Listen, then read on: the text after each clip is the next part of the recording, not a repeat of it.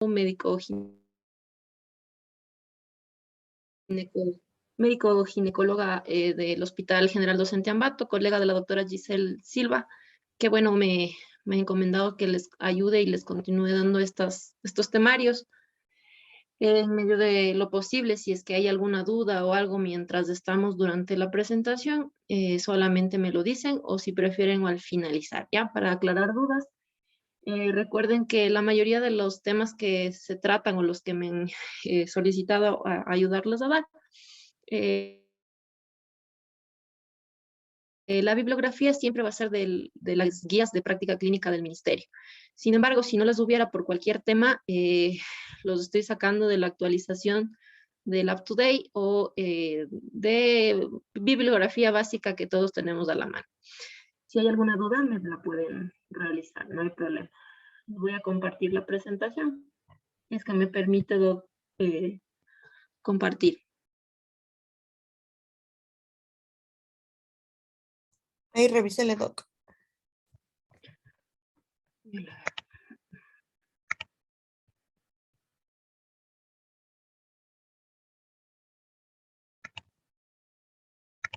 Listo. ¿Me confirman si se ve la presentación? Sí, doctora. Gracias. Bueno, vamos a empezar con el primer tema, que es el diagnóstico de embarazo y las recomendaciones iniciales en el primer trimestre del embarazo. Además, vamos a topar ciertos ítems de diagnóstico clínico en relación a anemia, infección de vías urinarias, diabetes gestacional y de apendicitis. Bueno, a manera de introducción, el diagnóstico de embarazo y la familiaridad con los hallazgos normales o los anormales asociados con un embarazo temprano son problemas muy comunes en la atención médica en las mujeres en edad reproductiva. Siempre es un desafío tener un diagnóstico certero de un embarazo temprano. Sin embargo, el diagnóstico principalmente va a ser la medición de la hormona la beta-HCG, ya sea en orina o en sangre.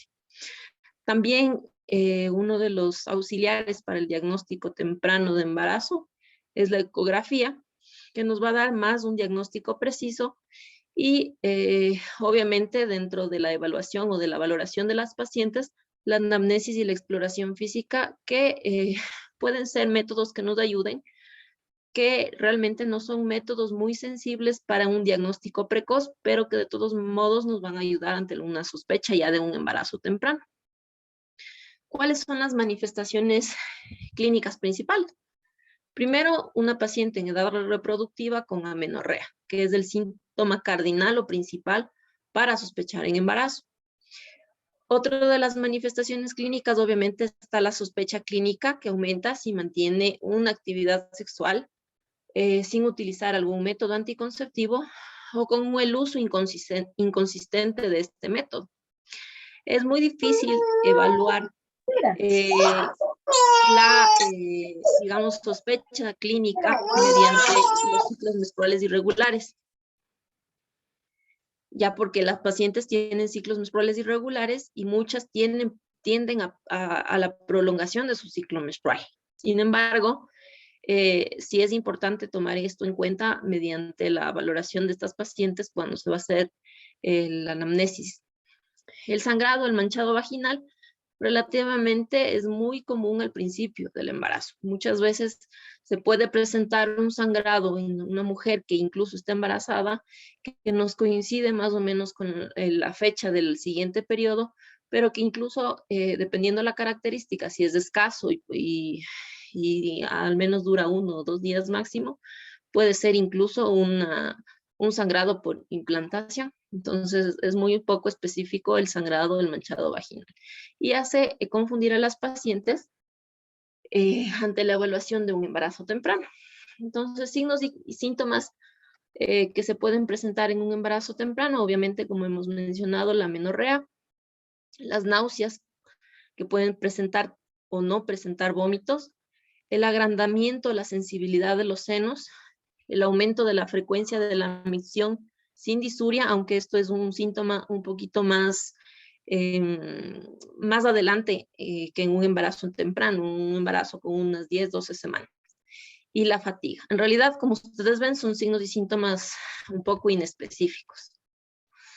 Otro de los síntomas que se menciona que se puede presentar en una mujer con un embarazo temprano son los calambres, malestar uterino leve, es decir, como un cólico menstrual leve que no provoca sangrado, distensión abdominal, estreñimiento, acidez, congestión nasal, dificultad para respirar, antojos o aversiones a la comida, cambios de humor, eritema palmar, aumento de la pigmentación del piel, ya sea en el rostro, en la línea alba o las areolas. Dificultad para dormir, dolor lumbar o molestias anexiales.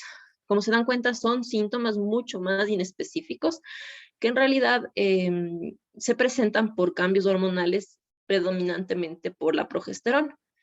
Sin embargo, si hay la sospecha o la duda de un embarazo temprano, hay que investigar durante la anamnesis. En los hallazgos en el examen físico, bueno, en relación a los órganos pélvicos del útero, va a ser un poquito más globular, puede aumentar de tamaño. Generalmente a partir o después de las 4 semanas de embarazo, el útero empieza a aumentar 1 centímetro por semana. Aunque sigue siendo un órgano pélvico que se encuentra en la cavidad pélvica hasta las 12 semanas de gestación. Habrán escuchado que existe el signo de Chadwick. El signo de Chadwick se da porque las membranas de las mucosas de los órganos pélvicos, la vulva, la vagina o el cuello, se congestionan y lo que provoca es que se aparezcan se tornen azuladas a partir esto del la octava semana a las 12 semanas. Los senos se pueden volver más llenos, más sensibles y la areola también se oscurece.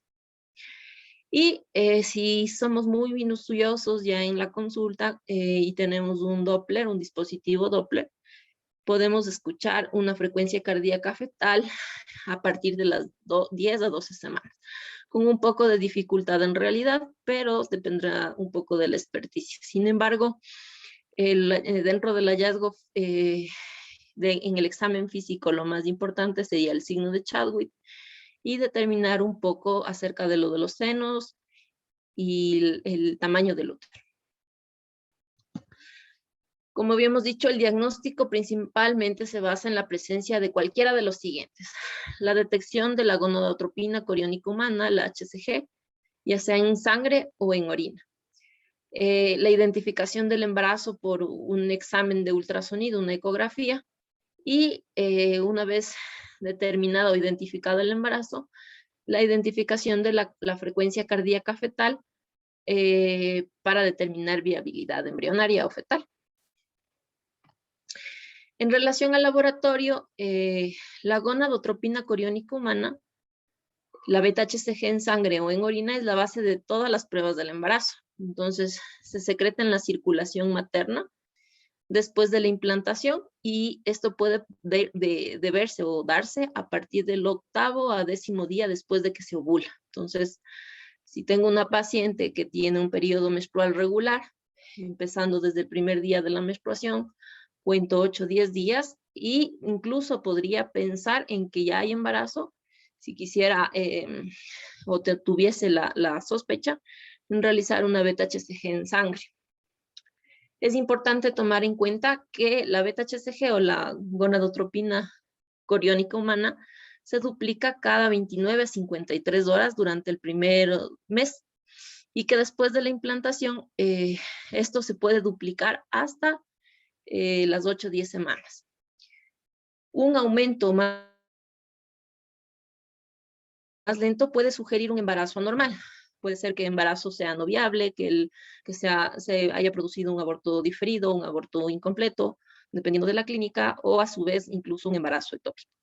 La concentración de la gonadotropina coriónica humana alcanza su punto máximo entre las 8 y 10 semanas de gestación. Como ya lo dije antes, la ovulación puede ocurrir tan pronto como a los 8 días después de la menstruación, del primer día de la fecha de última menstruación. Y Y eso entonces puede detectarse en suero, es decir, en sangre, la gonadotropina al día 14 y en orina en el día 16. Entonces, si quisiéramos ser un poquito muy juiciosos o muy adelantados, digámoslo así, podríamos hacer una prueba de embarazo en sangre al día 14 desde el primer día de su última menstruación. Sin embargo, es muy probable que las pruebas de embarazo sean positivas con mayor certeza o seguridad en el momento en que le toque el periodo esperado. Una paciente que tengo que tiene ciclos menstruales regulares, que menstrua los primeros días del mes y no veo menstruación los primeros días del siguiente mes, ante la sospecha de un embarazo temprano, ya se me positivizaría la prueba de la beta-HCG en sangre o en orina en ese momento. Entonces es preferible esperar hasta el siguiente ciclo para realizar los exámenes de confirmación. La gonadotropina coriónica humana generalmente no son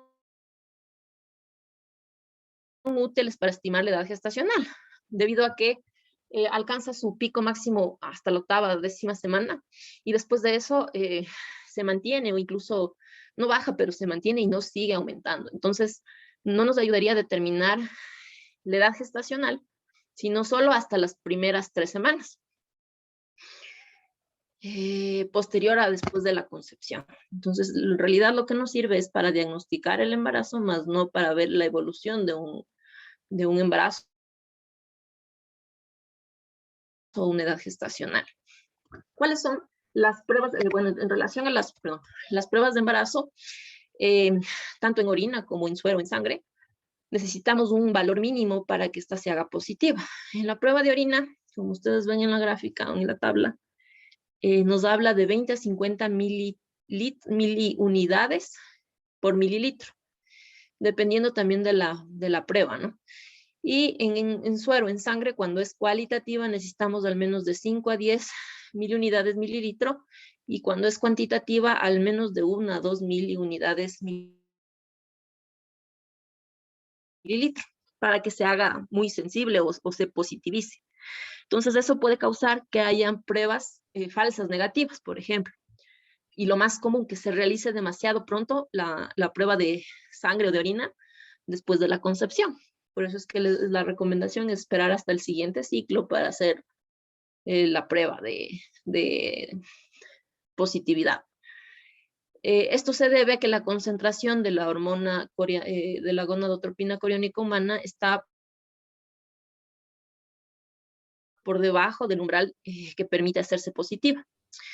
Otra de las causas que pueden haber para que una prueba sea falsa negativa son las isoformas de la hormona gonadotropina coriónica humana, que principalmente se dan en el análisis de orina. Por eso el análisis de orina es un poco menos sensible y específico que la de sangre. Y bueno, cuando hay un efecto gancho que se llama, debido a la concentración que es extremadamente alta en la gonadotropina coriónica humana, y estos niveles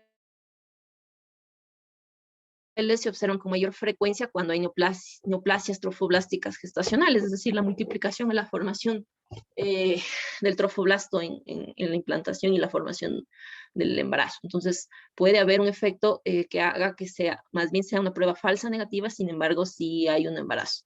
Lo más común para que se dé una prueba falsa negativa es que se realice demasiado pronto después de la concepción.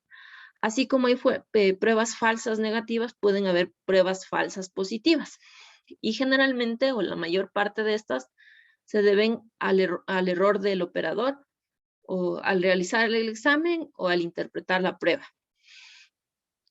Esto sucede principalmente cuando se realizan las pruebas caseras de orina. Hay otra causa que puede ser un embarazo químico, cuando es una pérdida reciente, una paciente que se ha sometido a un tratamiento de infertilidad. Se utilizan hormonas para tratar de proliferar o de que avance el embarazo, y esta puede ser una falsa positiva, una prueba falsa positiva. Otra causa, como ya lo mencioné algo, la gonadotropina coriónica exógena administrada en el tratamiento de una infertilidad, o por el del rendimiento deportivo. y la secreción también de la hormona por la formación de un tumor. También una secreción pituitaria de la hormona gonadotropina coriónica en mujeres perimenopáusicas, o como menciona, la interferencia con el ensayo por anticuerpos antianimales, anticuerpos anti-hormona gonadotropina coriónica humana u otras sustancias. Esto se debe a dosis altas que se dan de biotina y que pueden dar positivo, aunque la prueba sea negativa. Ya, entonces, ¿qué hacer ante un falso negativo? Se le ¿Qué está es lo que generalmente entrecortando puede pasar? bastante. No sé si me escuchan, se le está entrecortando Sí, bastante la clase. No sé si ya, tal vez se puede déjame ir ver. un poquito más al módem. Deme un segundo, ya reviso esto y voy con ustedes. Denme un segundo. O no sé si era yo, pero se estaba cortando. Sí, sí se estaba cortando.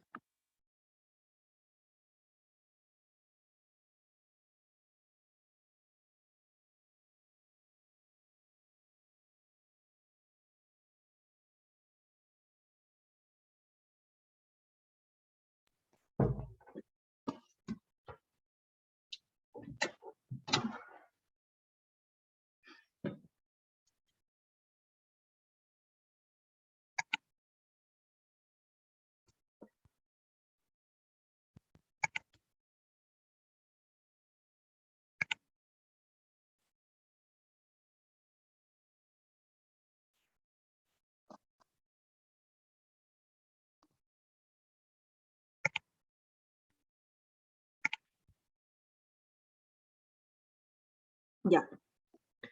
Si vuelve a pasar lo mismo, por favor me comunican, ¿ya?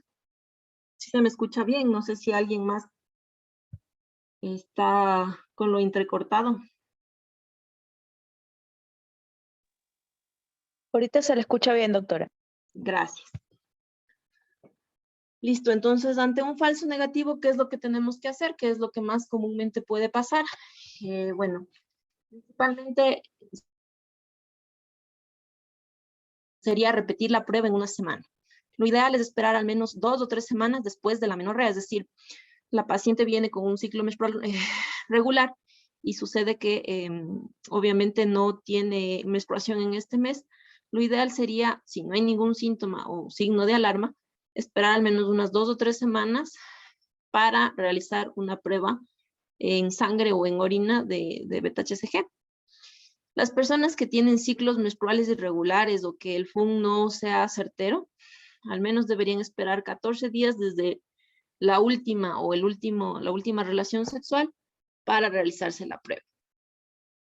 Si después de esto las pruebas obviamente se positivizan, ¿qué es lo que hay que pensar? Primero, si es que el embarazo es intrauterino o extrauterino, y si es que este embarazo intrauterino es viable o no para un embarazo progresivo.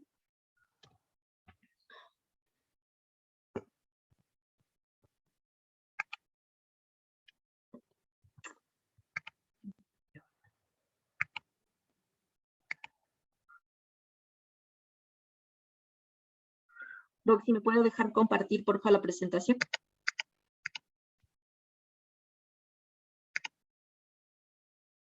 Ahí, Doc.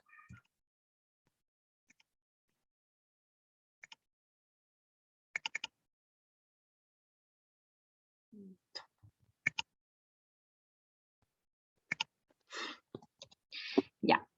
Es importante entonces determinar la ubicación del embarazo. Lo ideal es, como les había dicho antes, el uso de la ecografía en el momento adecuado para evaluar si el embarazo es intrauterino y sobre todo si es viable. Entonces, debido a que el 98% de los embarazos son intrauterinos, realmente se asume que el embarazo es intrauterino por este alto porcentaje de embarazos dentro del útero. Pero sí nos llama mucho la atención si es que la paciente empieza a presentar o menciona que tiene un dolor a nivel de la parte anexial, es decir, en fosas ilíacas o en hipogastrio, o si presenta un manchado o un sangrado vaginal, o si hay factores de riesgo para un embarazo extrauterino. ¿Cuáles son los embarazos mejor dicho, los riesgos para presentar un embarazo extrauterino. Puede ser que la paciente ya haya presentado un embarazo ectópico anteriormente, que haya tenido una cirugía tubárica previa, por ejemplo, una anastomosis por una recanalización tubárica, si es que la paciente tiene antecedente de alguna enfermedad o una patología tubárica, por ejemplo, quistes a nivel de los anexos, si es que la paciente ya tuvo esterilización, si utilizó algún dispositivo intrauterino actualmente o pasado con o sin hormonas, si es que la paciente estuvo en tratamiento por una fecundación in vitro, esos son factores de riesgo elevados para tener un embarazo ectópico.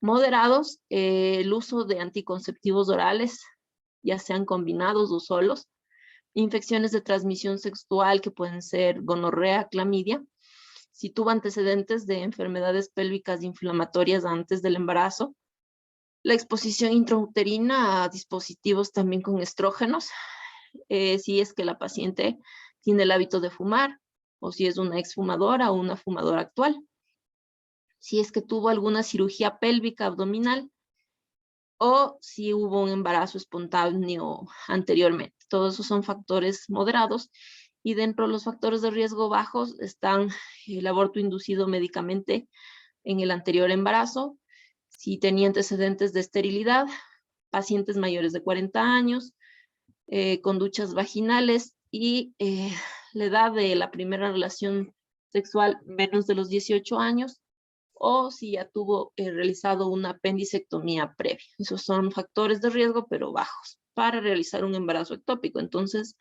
ante la sospecha o con estos factores de riesgo, de preferencia solicitar inmediatamente después de la identificación de las pruebas positivas, una ecografía transvaginal. Si no hay ningún factor de riesgo que me haga sospechar, la paciente no tiene clínica como para la sospecha de este embarazo ectópico, yo debería esperar dentro de la semana 10 a 13.6 de amenorrea para realizarle la ecografía en la que se realizarán los marcadores de screening de cromosomopatías. En la ecografía puede que no se detecte un embarazo, es decir, por eso es que la recomendación es que no sea inmediatamente cuando tengamos una prueba positiva. Ahora, claro que la ansiedad y preocupación de las pacientes muchas veces orilla a que ellas se realicen lo antes posible el eco. Hay que tomar en cuenta que dependiendo de la amenorrea o de las semanas de gestación de la paciente, ahí van a haber ciertos hallazgos ecográficos. No toda ecografía apenas se realiza, puede ser que presente ya el saco gestacional, el embrión y el latido. Entonces, dependiendo del tiempo de la edad gestacional, habría que ver o pensar los hallazgos en la ecografía. La ecografía puede que no detecte un embarazo intrauterino antes de las 5 semanas. Más aún si hay una concentración sérica de la beta-HCG baja. Si no hay un embarazo intrauterino visible en la ecografía, puede ser porque la beta-HCG no alcanza aún más de 3.500 unidades internacionales sobre litro. Cuando ya pasa las 3.510 unidades internacionales litro, yo ya debería tener en ecografía un embarazo dentro del útero, en la cavidad, con un saco gestacional. Si está menos de este nivel, lo que yo puedo encontrar es, como ven en la imagen, un útero homogéneo con un endometrio engrosado, que parecería como que fuera proliferativo secretor. Entonces, este puede ser el hallazgo de un embarazo temprano. ¿Por qué? Porque es muy temprano realizarlo aún. ¿No se escucha? No, se le entrecortó así como que se le fue el audio. Otra vez, dame un minuto.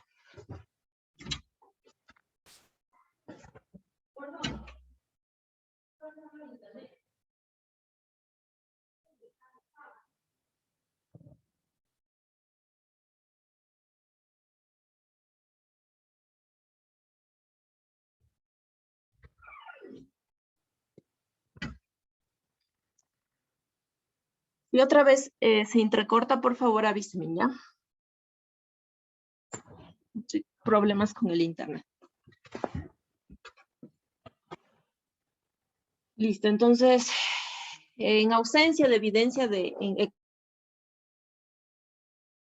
ecográfica de un embarazo intrauterino, el suero se analiza de forma seriada, es lo que nosotros mencionamos, una curva de beta-HCG. Lo que se hace es solicitar en ese momento la beta-HCG cuantitativa y yo valoro en 48 horas nuevamente una prueba de beta-HCG cuantitativa. Lo que debería encontrar es el aumento progresivo, al menos la duplicación del valor inicial para pensar en que hay un embarazo viable y que al cabo de la semana de realizada la ecografía debo encontrar ya un embarazo intrauterino viable, saco gestacional y probablemente con embrión. La determinación de la viabilidad también es muy importante una vez que se realiza la ecografía. Se puede asumir que un embarazo intrauterino es viable cuando no ha presentado ningún síntoma de sangrado vaginal.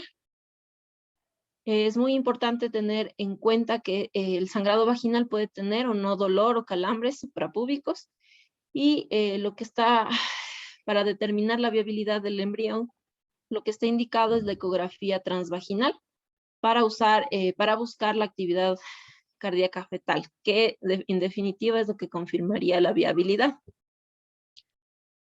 En la ecografía, entonces, ¿qué es lo que debería encontrar? Dependiendo de en qué momento de la menorrea se haga o de la edad gestacional se haga, entre las 4.5 a 5 semanas, pues yo voy a encontrar un saco gestacional dentro del útero.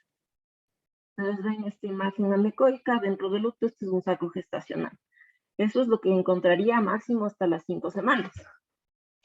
Pasadas las 5 semanas, ya puedo encontrar la identificación del saco vitalino, el saco de Yolk, que es este de aquí.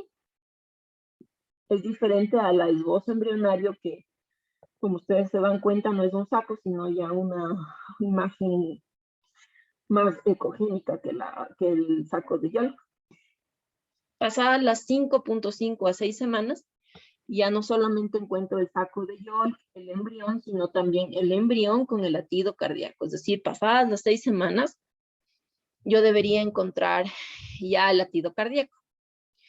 Y pasadas las 6 semanas con el latido cardíaco, es importantísimo la medición de la longitud cráneo-rabadilla, que nos permitirá determinar la edad gestacional con certeza durante todo el embarazo si hubiera dudas en la fecha de su última menstruación. En relación a las recomendaciones iniciales en el primer trimestre, están. El primer trimestre obviamente sabemos que es menos de las 12 semanas de gestación. Es súper importante en toda mujer embarazada que acude a la consulta, el primer control y la captación temprana, la anamnesis para determinar todos los factores de riesgo que esta paciente puede tener. Súper importante dentro de la anamnesis, aparte de los antecedentes, es determinar cuándo fue la fecha de última menstruación y según esta, la fecha probable de parto. Además, identificar algún factor de riesgo para una violencia intrafamiliar, depresión, etc. En relación al examen físico, debe ser un examen físico completo para descartar alguna otra factor importante de enfermedad, en especial el índice de masa corporal, el grado de obesidad, sobrepeso, si es que lo hubiera, y la toma de la tensión arterial, los signos vitales en especial. Determinar la beta-HCG en sangre es importante, que es lo que inicialmente nos va a dar la positividad del embarazo. Si hay necesidad o hay riesgo, hay factores de riesgo o hay duda, solicitar la ecografía transvaginal para, de acuerdo a la sospecha de la edad gestacional o de la fecha de última menstruación, tener los hallazgos que les había descrito anteriormente. También, como recomendación inicial, los exámenes de gabinete en toda mujer embarazada, el grupo sanguíneo, la hemoglobina, el hematocrito, la glucosa en ayunas, el VIH, hepatitis B, VDRL. Se puede realizar una citología vaginal, el examen de orina con el urocultivo. Eso es lo que básicamente deberíamos solicitar. Hay otros exámenes que se puede solicitar dependiendo del gabinete que nos ofrezca el lugar donde estemos, Por ejemplo, TORCH, que es toxoplasma, rubiola, citomegalovirus, herpes, para determinar si hay riesgo de una infección reciente, tanto IgMs como IgGs. Si es que hay antecedentes en la familia de la madre o con ella o con síntomas que nos hagan sospechar de una enfermedad tiroidea, también es oportuno pedir TSH y T4.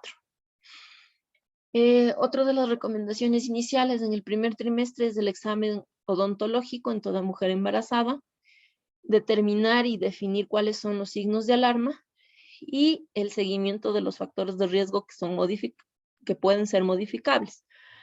Por ejemplo, factores de riesgo como anemia, factores de riesgo como el índice de masa corporal para mejorar el estado nutricional de las pacientes. Entonces, como habíamos dicho, una de las cosas más importantes es definir la edad gestacional dentro de la primera consulta. Hay calculadoras que nos permiten determinar la fecha de edad gestacional estimada según la fecha de última menstruación. Como ustedes ven en la imagen, este es un ejemplo en el que nos dan, se coloca la fecha de última menstruación, el día y el año, y se nos calcula la edad gestacional. La datación de esta edad es crucial para todo el embarazo. Para nosotros tener en cuenta a qué edad gestacional debo pedir ciertos exámenes que me van a permitir controlar adecuadamente el embarazo, y eso va a permitir la sincronización con el control del crecimiento fetal también. Si yo no tuviera una fecha de última menstruación confiable porque la paciente no sabe, porque tiene dudas, lo indicado es que en el eco del primer trimestre, desde el día 0 de identificación del embarazo hasta las 13.6 semanas, yo pueda calcular la edad gestacional en base a la longitud cráneo-rabadilla de lo que expone o nos presenta la ecografía. Y si es que está disponible un momento. Este es el método ecográfico más preciso para estimar la edad gestacional y la fecha probable de parto. A manera de anécdota o de recomendación, en el hospital nosotros utilizamos esta calculadora, la calculadora del Barcelona Fetal Clinic, en la que nos da la opción de colocar la fecha de última menstruación que sea confirmada, confiable, nos da la fecha de la edad gestacional, incluso nos da la fecha probable de parto. Si no tuviéramos este dato, podemos calcular en base al eco que tengamos, ya sea primero, segundo, tercer trimestre, en este caso está puesto el primer trimestre, según la medición de la longitud cráneo-rabadilla. Entonces ponemos aquí la fecha de la ecografía realizada, y aquí la medición de la longitud cráneo-rabadilla en milímetros, y nos calcula la edad gestacional, la fecha cronológica o de la última regla con la que deberíamos mantenernos durante todo el embarazo, y la fecha probable de parto en la que la paciente llega a las 40 semanas. La regla de Nigg, como ustedes saben, esta es una regla en la que se da el cálculo de la fecha probable de parto mediante una fórmula. Se suma a la fecha de la última menstruación, se lo suma 7 días, se le resta 3 meses y se le aumenta un año. Entonces, por ejemplo, el 21 de mayo del 2019 yo le sumo 7 días, me da el 28. Le resto 3 meses, me da el 2 de febrero y le aumento un año en 2020. Esa sería la fecha o el cálculo para la fecha probable de parto. Entonces, es importante tomar en cuenta que en el primer control, en el primer trimestre, debemos solicitar los exámenes ya mencionados, nuevamente el tipo de sangre, el CUMS indirecto solamente en aquellas pacientes que sean de grupo sanguíneo A negativo, AB negativo. Las pacientes con RH negativas, es muy importante realizarles el CUMS indirecto al inicio, a las 28 semanas, para ver si no hay necesidad de darles la profilaxis de la anti-D. Para ver si que no estén sensibilizadas. Los otros exámenes de hemoglobina, el VIH, la hepatitis B, la hepatitis C, El BDRL, si saliera positivo, hay que solicitar el confirmatorio con el FTABS, que es la prueba treponémica. Incluso pedirle a su pareja si es que tuviera factores de riesgo o conducta de riesgo. También hay que solicitar a la paciente un hemo y un urocultivo, debido a que la bacteriuria asintomática en etapas tempranas del embarazo y en cada trimestre nos va a dar únicamente el urocultivo, más no el hemo. También la glucosa, ya vamos a hablar más adelante de un poco el diagnóstico de las alteraciones, y la citología cervical dentro del primer trimestre, que pues, puede realizar sin problemas, sin alteración. Como recomendación también dentro del primer trimestre, ¿qué es lo que hay que realizar o mandarles a las pacientes? Preconcepcionalmente, si es posible, la paciente hace una consulta 1 o 2 meses antes que empiecen a tomar ácido fólico, ya sea de 1 miligramo o el que nos ofrece el ministerio, que es de 0.4 miligramos, más del hierro elemental. Y esta medicación o este ácido fólico suplemento debe tomarlo prenatalmente hasta cumplir las 12 semanas de gestación.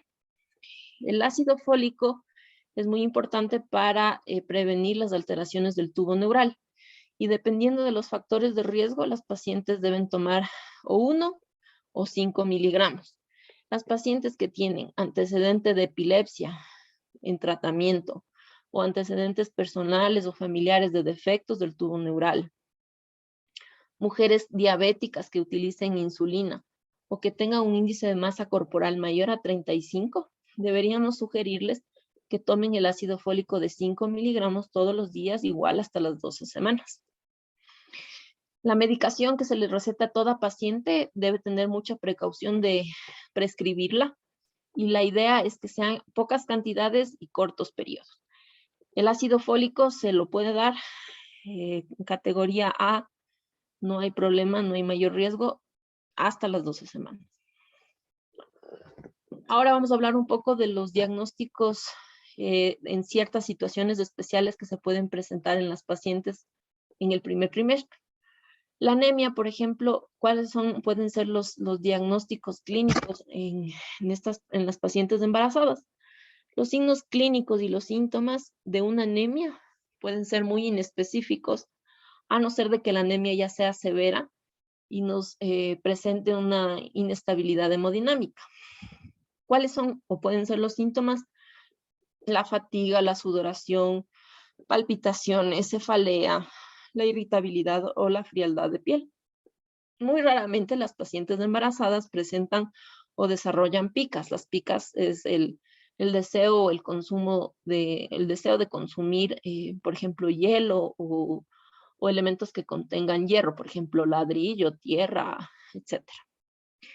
Es muy inespecífico estos síntomas, sin embargo, por eso es que se solicita la biometría al inicio o al primer control para determinar los niveles que pueda presentar esta paciente y dependiendo de eso el diagnóstico y la suplementación. Es súper importante la clasificación de la anemia. Puede haber una anemia absoluta o una relativa. La absoluta es la disminución del contagio de eritrocitos y involucra la destrucción de este, disminuyendo el volumen corpuscular o la producción de los eritrocitos. En cambio, la anemia relativa es un evento normal, fisiológico, que se produce en el embarazo a manera de compensación y no hay una verdadera reducción de la masa celular, de los eritrocitos. Es más común la disminución en el contenido de la hemoglobina y el contagio de los eritrocitos por el aumento del volumen plasmático en el segundo trimestre, y aún la gestante tiene depósitos de hierro normal, es decir, aumenta el volumen plasmático, pero el hierro todavía tiene su depósito normal. Entonces es una anemia fisiológica que se puede producir a partir del segundo trimestre y eso es normal.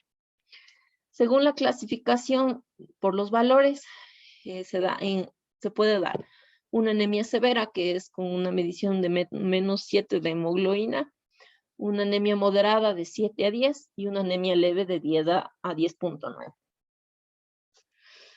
El flujograma de diagnóstico en una paciente embarazada, si yo realizo en la mujer hemoglobina y hematocrito en el primer trimestre y esta tiene menos de 11 gramos sobre decilitro o 33% en el hematócrito, tengo que determinar si hay un déficit de hierro.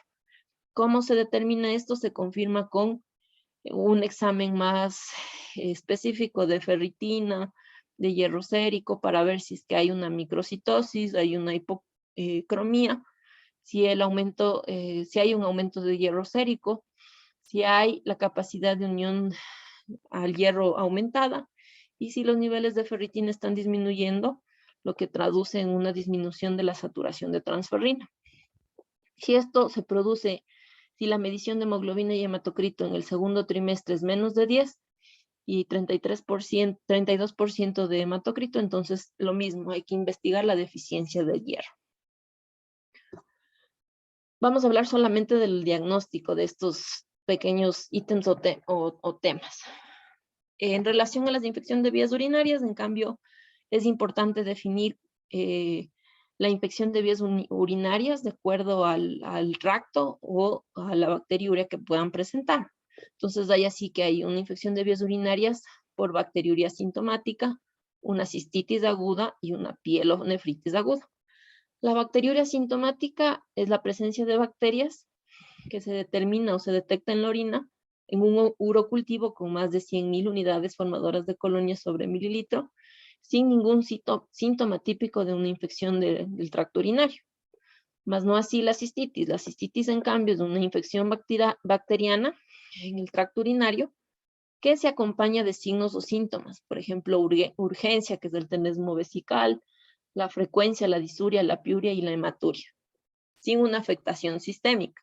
¿Por qué? Porque si hay una afectación sistémica, podemos estar hablando ya de una pielonefritis, que es una infección de la vía excretoria urinaria alta, del parénquima renal o de uno de los dos riñones, que se va a acompañar de fiebre, escalofrío, malestar general, dolor a nivel costovertebral y ocasionalmente puede provocar náusea, vómito y deshidratación, llegando incluso a una sepsis de origen urinario. Entonces, para determinar la bacteriuria sintomática siempre va a ser muy importante realizar el urocultivo, debido a que el examen general de orina, un examen de orina normal, o la prueba en tira reactiva que se puede realizar ambulatoriamente, no nos van a dar un tamizaje para bacteriuria sintomática y no deben utilizarse para buscar este diagnóstico. Entonces, realmente, tanto en el examen general como en el examen de prueba de tira reactiva del hemo, puede presentar sí leucocituria, nitritos y bacterias, pero esta tiene baja sensibilidad debido a que en ambas va a disminuir ante la presencia de una leucorrea por una infección vaginal. Entonces, como ustedes ven, el examen de orina tiene apenas un 50-92% de sensibilidad y un valor predictivo negativo de 92%. Este se va a alterar si tenemos una contaminación, como suele suceder con una infección de tipo vaginal. Entonces, para realizar el diagnóstico de una bacteriuria sintomática, realmente lo único que nos va a ayudar es el urocultivo. En las pacientes, en el primer control deberíamos hacerlo. Como ya lo mencioné, es la prueba de elección adecuada. Se establece con el aislamiento de más de 100.000 unidades formadoras de colonias. Esta se acepta con una sola muestra obtenida en el chorro medio de la orina, y lo ideal es realizar el urocultivo para tamizaje de bacteriuria sintomática entre la semana 12 a 16. Si en esta semana 12 a 16 yo detectara alguna bacteriuria sintomática, la mayoría de veces en el 80% se lo va a detectar o se lo va a descartar. Si hubieran factores de riesgo, es que yo debería hacerlo periódicamente, sino realmente solamente en el primer control entre las 12 a 16 semanas. Entonces, el flujograma de diagnóstico de la bacteriuria sintomática está, primero, la paciente tiene datos clínicos de una vaginitis, es decir, de una leucorrea amarillenta, verdosa, de mal olor, con prurito. Si es que esa paciente tiene estos signos, primero hay que tratar la vaginitis, la infección vaginal. Si no tuviese, entonces ahí sí solicito el urocultivo entre la semana 12 a 16 y si hay algún, o en la primera consulta y posteriormente a la semana 12 y 16 si es que hubiera algún factor de riesgo. Al solicitar yo el cultivo es negativo, continúo haciendo los controles normales de bajo riesgo. Pero si el cultivo es positivo, pues entonces doy la antibiótico terapia, ya sea con nitrofurantoína, fosfomicina o cefalosporina, y al terminar el tratamiento solicito un cultivo de control. Si este cultivo de control me sale positivo, pues entonces puedo determinar que es una bacteriuria sintomática recurrente, investigando más a fondo qué es lo que está pasando, si es que hay alguna alteración urológica, si es que hay alguna resistencia al antibiótico incluso con el cultivo. Si el cultivo es negativo, entonces mantengo los controles prenatales de bajo riesgo. El diagnóstico, en cambio, para una cistitis es más clínico, digámoslo así. Es decir, si no tengo ninguna otra patología que me haga sospechar de los síntomas para descartar una cistitis, lo puedo realizar en base solamente a los datos clínicos.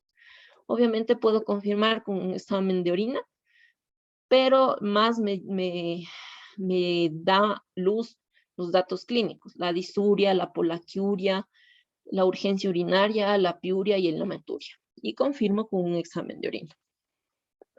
Para el diagnóstico de cistitis, entonces, que es la sintomatología de la infección urinaria baja, la urgencia, la frecuencia, la disuria, la piuria o la hematuria.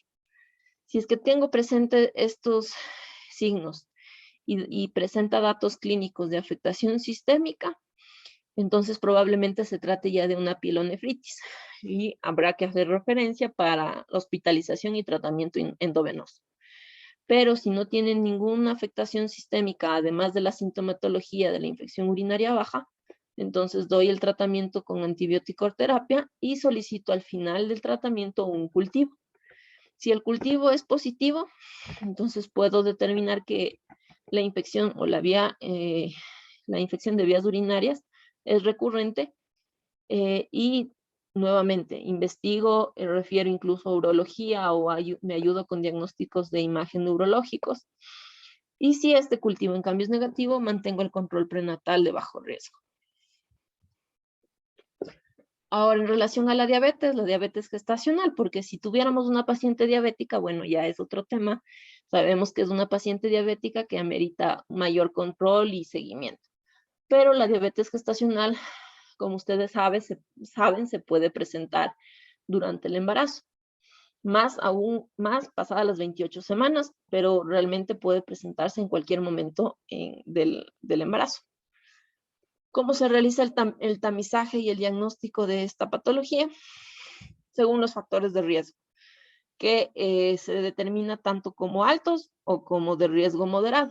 Por ejemplo, los factores de riesgo medio o moderados son aquellas pacientes que tienen un índice de masa corporal mayor a 25, es decir, que están en sobrepeso antes de quedarse embarazadas o que hayan tenido resultados obstétricos adversos. Por ejemplo, un óbito fetal o un aborto temprano o un aborto tardío o, no sé, tal vez una pérdida o un parto precipitado, un parto inmaduro precipitado. Los riesgos altos, ¿cuáles son los criterios? Ya solo por ser ecuatorianos estamos con alta prevalencia de diabetes, ya es un factor de riesgo alto.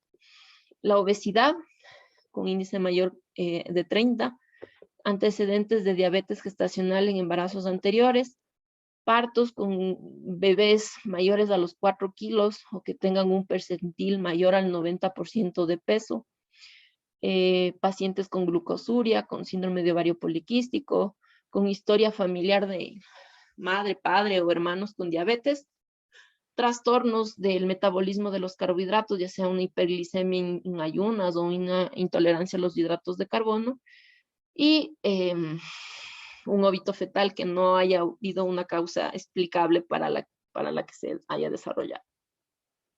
Entonces, según la estratificación de los factores de riesgo, yo voy a hacer el tamizaje. Si es que es una paciente que tiene alto riesgo, si se ponen a ver o a hacer el screening, el tamizaje es la mayoría, se debe realizar una glicemia en ayunas en la primera consulta y que se va a interpretar de la manera siguiente.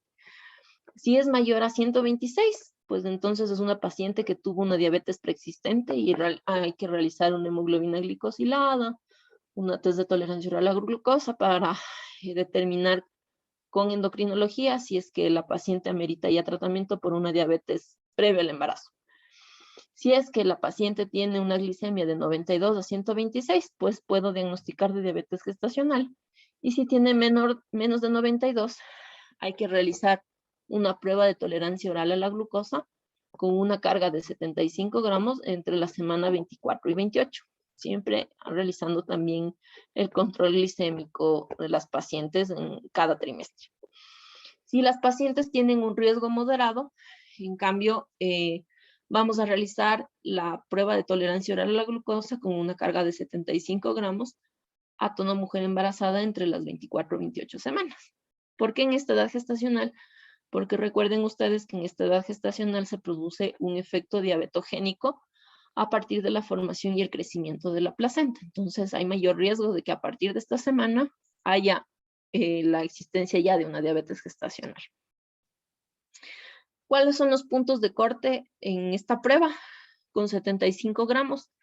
Si es que la basal es menor a 92, o si a la primera hora la toma de glucosa es menor a 180 y a las 2 horas es menor a 153, se consideran valores normales. Si en cualquiera de estos puntos de corte hay alguno alterado, ya sea en la parte basal, en la primera o en la segunda hora, están mayores a estos valores, entonces ya se diagnostica una diabetes gestacional. Súper importante que tomen en cuenta que la prueba que se hace en glicemia capilar no son pruebas equivalentes a esta prueba de tolerancia oral a la glucosa para el tamizaje de diabetes. Si bien la glucosa capilar nos ayuda a determinar cómo van los valores de glucosa y el riesgo de complicación por una diabetes en el embarazo, sí es importante, no nos ayuda a determinar el tamizaje de diabetes durante el embarazo. Entonces el diagnóstico en realidad es con la diabetes, con las pruebas de tolerancia oral a la glucosa. Y finalmente la apendicitis. La apendicitis en el embarazo es realmente un desafío para cirujanos y ginecólogos por la localización del apéndice y los síntomas que ésta puede generar. Normalmente los síntomas en la fase visceral de la apendicitis, es decir, en la primera fase va a haber un dolor difuso que persiste que puede empezar en el epigastrio y que continúa con una anorexia, náusea y vómito. En la fase somática, que es la segunda fase, en cambio, esta va a ocurrir ya pasadas las 4 a 6 horas y el dolor se localiza en el cuadrante inferior derecho del abdomen, es decir, en el punto McBurney, que en el 100% de los casos es intenso. No permite a la paciente caminar, deambular, duele incluso al hacer maniobras de Robson, psoas o maniobras del obturador. Todo eso nos dan peritonismo y es más fácil. Pero en pacientes embarazadas, el diagnóstico es un poco más complicado por la localización del apéndice que se modifica según las semanas de gestación. Entonces, como ustedes ven en la gráfica, del ombligo a la cresta, el punto de McBurney es lo que inicialmente, donde está la X, donde lo normal se debería presentar. Pero como hay la gestación y el útero permite que se desplace el intestino, entonces se va a ir ubicando más hacia arriba. Entonces, mientras más edad gestacional, más difícil la localización y la afectación del apéndice. Después del tercer trimestre del embarazo, en cambio, el apéndice empieza a desplazarse sobre el punto McBurney. Y eso hace una rotación horizontal de su base y al 8º mes se localiza en el cuadrante superior derecho, como ustedes ven aquí en la imagen. Las manifestaciones clínicas entonces van a ser diferentes. El síntoma más común es el dolor abdominal, el que se va a presentar obviamente en el 90 al 100% de los casos. Y la ubicación de este dolor va a depender del trimestre de gestación en el que se encuentre la paciente. En el primero y segundo trimestre el dolor está ubicado en el cuadrante inferior derecho del abdomen, generalmente en el punto más burne y un poquito más arriba, hacia arriba o a nivel del ombligo, mientras que en el tercer trimestre, en cambio, se va a presentar ya en el cuadrante superior derecho, en esta zona de aquí. ¿Qué nos ayuda, aparte de la clínica en la paciente y la sospecha clínica? Pues el examen de ultrasonido, que es la primera opción, que es muy sensible en el primero y segundo trimestre, pero que puede ser de muy poca ayuda en el tercer trimestre porque dificulta la identificación del apéndice más arriba. Otro de los exámenes que nos puede ayudar es una biometría hemática en la que los leucocitos se van a elevar y, claro, dependiendo la fase del apéndice, nos va a dar una alteración de la neutrófilia. Por eso es que siempre se valora a las pacientes, se solicita una biometría de control pasadas las 6 horas porque debería haber mayor alteración y los síntomas clínicos son los que priman más que nada. Eso es el tema de hoy. No sé si tienen alguna pregunta, duda acerca de lo que hemos conversado.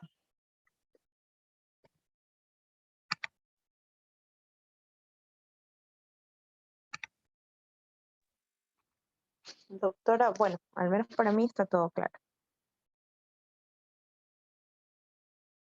No, yo quería molestarles si es que les puede poner un ejemplo para que los chicos hagan de edad gestacional para que, como para que, ¿cómo le explico?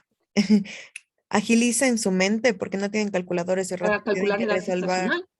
Ok. Sí, lo que pasa es que tienen que resolver en menos de un minuto la pregunta. Entonces ya tienen que ir agilizando cómo resolver rápido sin calculador. Entonces, para Ya. que les ponga pacientes de cómo resolver. Gracias. A ver, supongamos que tengo una paciente que tiene sospecha de menorrea de, no sé, el 10 de marzo del 2022. Miento, el 10 de diciembre del 2021, la fecha de última menstruación. Entonces, ¿cómo puedo calcular? Déjenme hacer en el PowerPoint.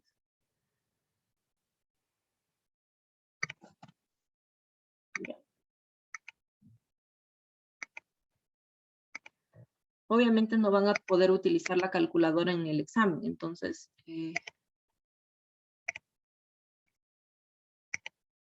ya. ¿Sí están viendo la presentación?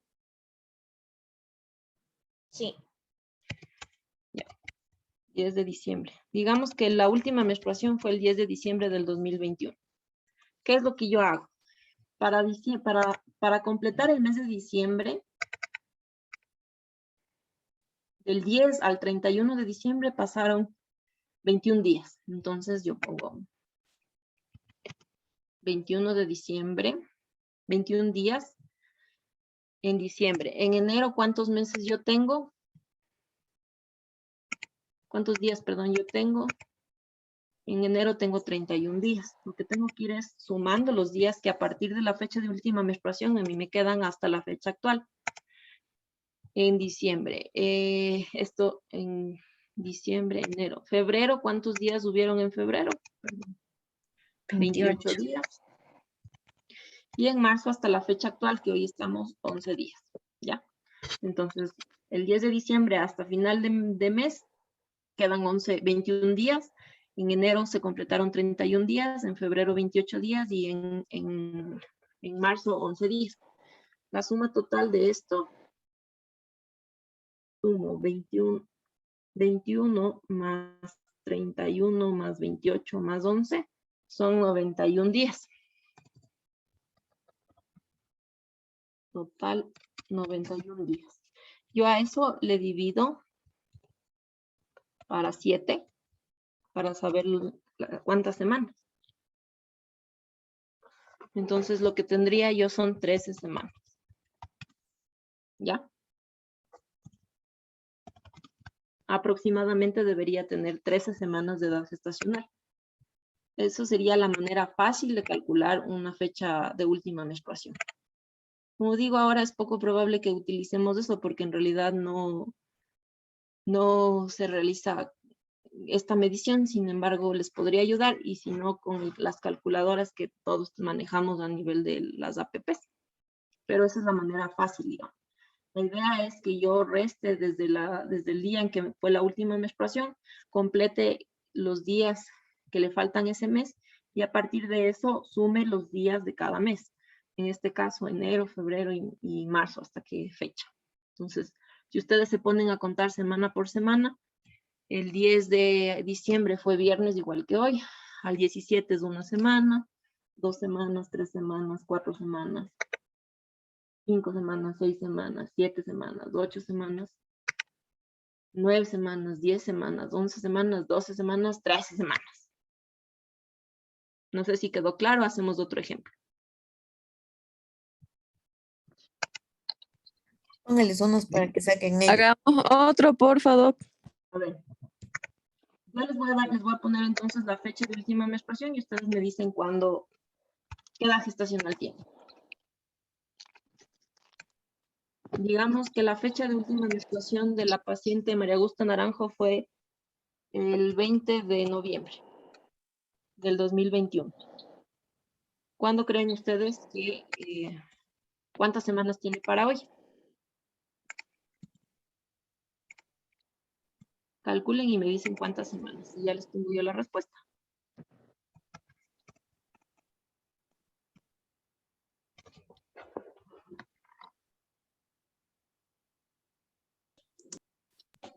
¿15 semanas? A ver, ya me ganaste, viste qué bien. Del 20 al 30 hay 10, ¿no es cierto?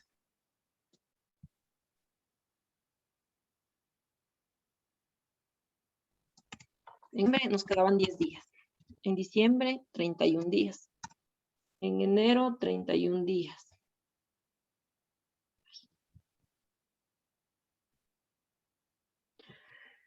Entonces, en diciembre, perdón, en noviembre del 20 al 30 hay 10 días de diferencia. En diciembre 31 días, en enero 31 días, en febrero 28 días y en marzo hasta marzo 11 días. Entonces, sumamos los 10 más 31 más 28 más 11, nos dan 80 días dividido para 7, nos dan 11.4 semanas.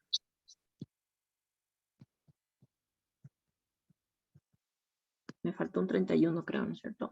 Sí, lo que solía decir. 31 por 2 más 10 más 28 más 11. A mí me da 111. 14.2. Dividido para Me da 7. 15,8. Ya, 15,8. entonces 15,8. Se entiende que el 15,8 no hay una semana de 8 días. Entonces lo que hago es 16. 16 semanas. 16. 16, Punto tiene razón. 1. 16,1 semanas. Porque obviamente no tengo 15.8. Yo llego al 15.7 y ya tampoco le cuento, sino sumo al siguiente numerador que sería 16 y le aumento un día. Eso serían 15.8, 16.1 semanas. Otro ejemplo. Cierto. Otro ejemplo. Digamos que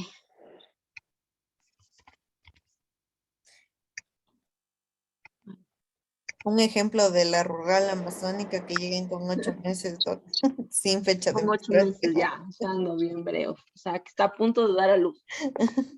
Está a punto caramelo. A ver, entonces pongámosles agosto, julio. El 26 de julio del 2021. ¿Cuántas semanas tengo?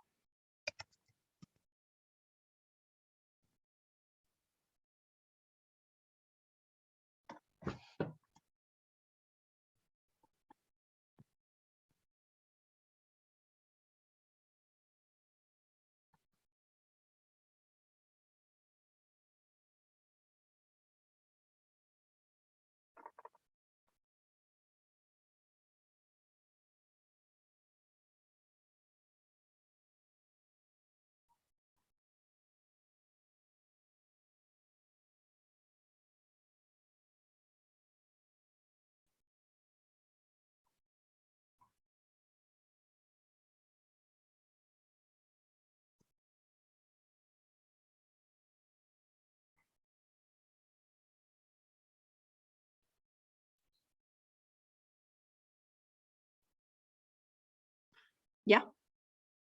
¿Dudas, preguntas, respuestas? Serían 32.5 semanas, Doc.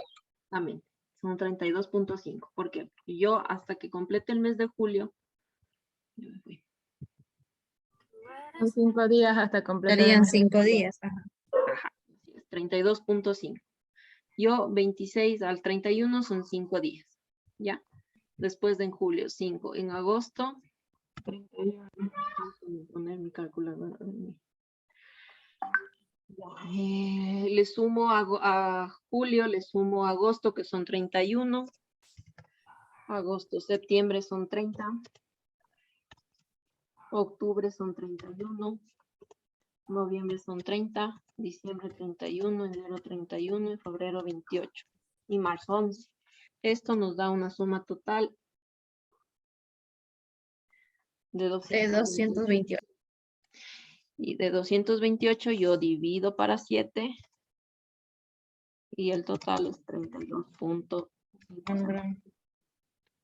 Supongamos que me hubiera dado no 32.5, sino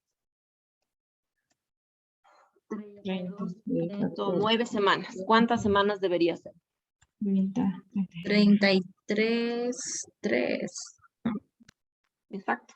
¿Por qué? Porque pasa el 7, yo sumo una semana y me quedan el 8 y el 9. Serían 32.2. 33.2, perdón. 30 más 71 más. Llego al 7 y ya le sumo al inmediato superior, que es el 37, el 33. Me quedan 2 días, queda 33.2 días. 28 más 11. Me parece. ¿Sí quedó claro? Sí, Doc, claro. Ya, esa sería la manera amazónica, rural, lejana, donde no tengan nada más que su cabecita para calcular, ni siquiera con calculadora, y con un calendario para que puedan saber qué edad gestacional la paciente debería tener en base a la fecha que nos da de última menstruación.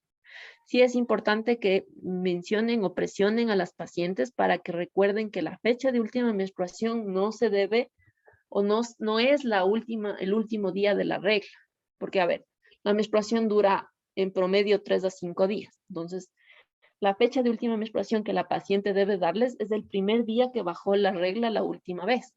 Supongamos que mi periodo menstrual fue del 5 al 10 de agosto.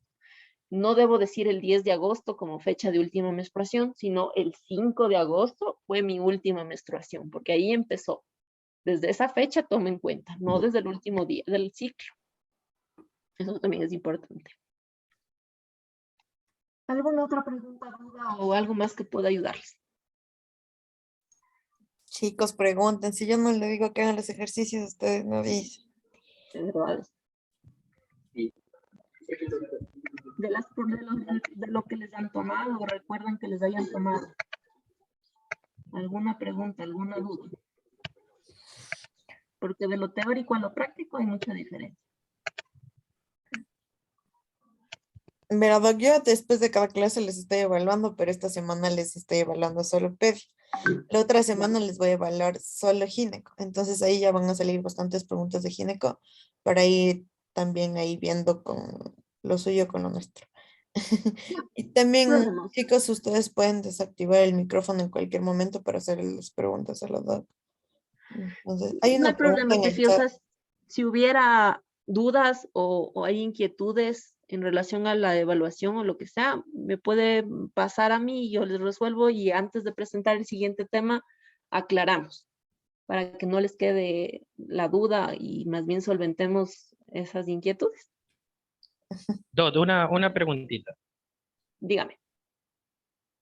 Cuando tengo una paciente que mando los primeros exámenes y dentro de ellos mando el cultivo y me sale positivo, ¿el tratamiento de esa infección urinaria la hago a partir de las 12 semanas o en la fecha en que tengo ese urocultivo? Un ejemplo, tengo la paciente y se diagnostica el embarazo a las 10 semanas, mando los exámenes y en ese transcurso ya tengo el resultado y el cultivo que demora 4 días sale positivo, ¿puedo aplicar tratamiento o espero las 12 semanas? No. Inmediatamente apenas tengas el resultado del cultivo. El riesgo de que tengas una bacteriuria sintomática en el embarazo, en general, independientemente de la edad gestacional, es que te pueda provocar una amenaza de aborto, una amenaza de parto pretérmino, restricción de crecimiento, algunas complicaciones. Entonces, si te viene la paciente porque no quiso hacerse controles antes de, o sea, pasadas las 12 semanas, y tú haces la captación en tu lugar de trabajo, pides el urocultivo, te llega a la semana, el momento en que tengas tú el resultado de la evidencia de una bacteriuria sintomática, un cultivo positivo, tú le das el tratamiento, independientemente de la edad gestacional. Gracias. Ujú.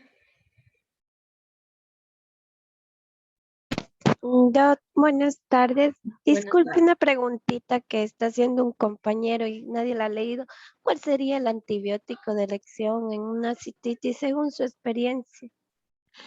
Bueno, tenemos tasas altas de resistencia a medicación y de hecho estamos viendo muchísimas productoras de BLE y el problema es esa, la indiscriminada prescripción de la medicación de lo antibiótico. La niña o el tratamiento base en una infección por cistitis, dependiendo de la edad gestacional, porque en el tercer trimestre no podría darla, es la nitrofurantoína. Si no puedo darle en el tercer trimestre por riesgo de kernítulos en el embarazo, en el feto, cuando ya nazca, podría ser con una fosfomicina, dosis única aquí casi no hay, podría ser 500 miligramos cada 8 horas durante una semana, o la cefalexina de 500 miligramos bioral cada 6 horas durante una semana. Eso sería lo base, porque ahora vemos bastantísimo que mandan de una ampicilina sulbactam o mandan amoxiclavulánico para una infección por cistitis, una cistitis. Entonces, eso está complicando muchísimo y tenemos casos de infecciones de vías urinarias con productoras de BLE que nos toca utilizar un mero pene, imagínense. Entonces, lo más básico, lo más bajito es la nitrofurantoína. Y de hecho, con la nitrofurantoína hemos visto bajas tasas de resistencia, entonces podrían utilizarlo en el primero y segundo trimestre. Si están en el tercer trimestre, puede ser la fosfomicina o la cefalexina.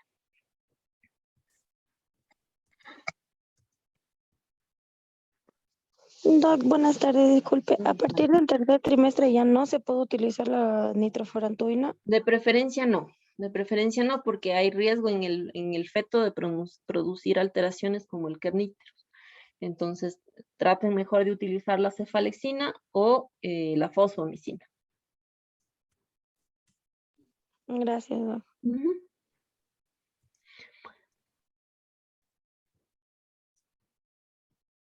A ver, dice María José, ¿puede repetir cómo se saca si no se sabe su fecha de última menstruación?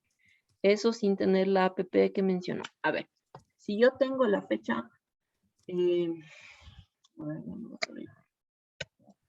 Y a mí me da, no sabe la paciente la fecha de última menstruación y viene a su primer control. Yo lo que hago ahí de una es solicitar el eco más temprano que pueda. Si la paciente viene con un eco, supongamos que en el eco yo tengo, y no tengo esta calculadora o la APP, entonces, ¿qué es lo que voy a hacer?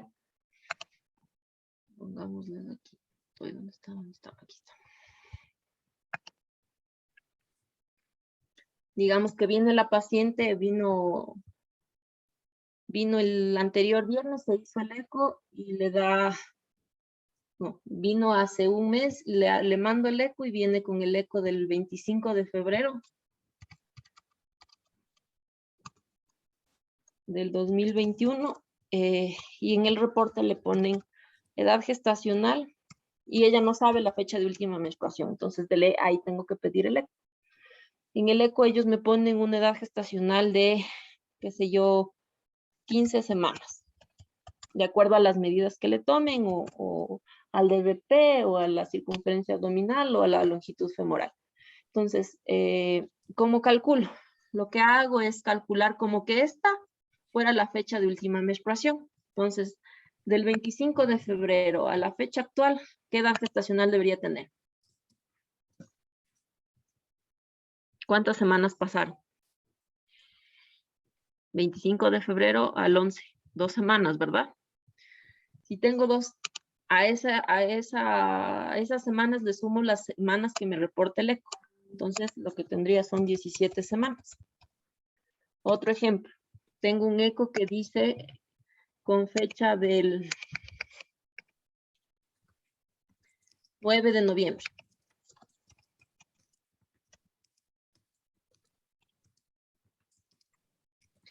El eco reporta que tiene un embarazo de 21.3 semanas. Tomen en cuenta como que esta es la fecha de última menstruación que les está diciendo la paciente. Calculen la edad gestacional como que el día que le realizan el eco es del FUM. ¿Cuántas semanas hasta hoy? El 9 de noviembre acá.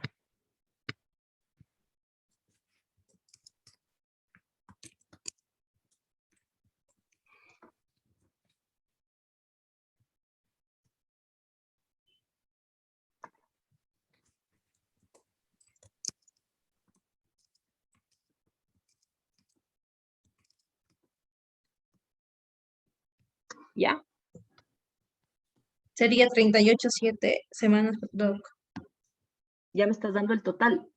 Ajá, con Ya. las 21.3 semanas que se ¿Por suman. qué? Porque 17.4 semanas tendría como fecha, si es que le calculo yo la fecha de última menstruación como que fuera el 9 de noviembre, me da 17.4.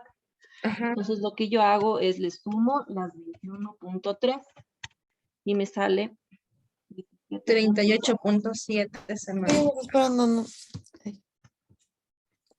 38.7. Entonces la paciente tiene 39 semanas.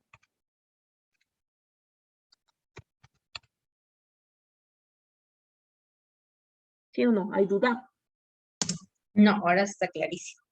Ya, ¿no es cierto? ¿Alguien más tiene duda de cómo se calculó eso?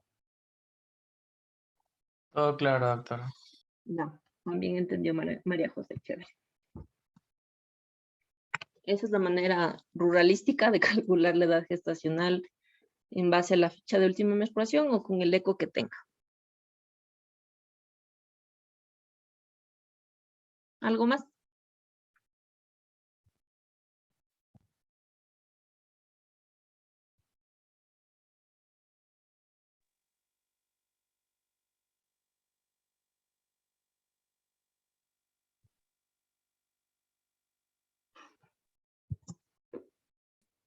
Creo que eso sería todo, chicos. Nadie más tiene ninguna pregunta. No. No, todo bien. Ya, Doc. Le agradecemos mucho. Ya, Estefino, no hay de qué. Nos vemos en el siguiente tema el día Martes, creo. martes, Ajá. según el cronograma que le mandé. Sí, Doc. El martes nos toca. Martes de Gracias, doctora. Gracias, doctor. Ya, chicos, cualquier cosa. Gracias, doc. Gracias.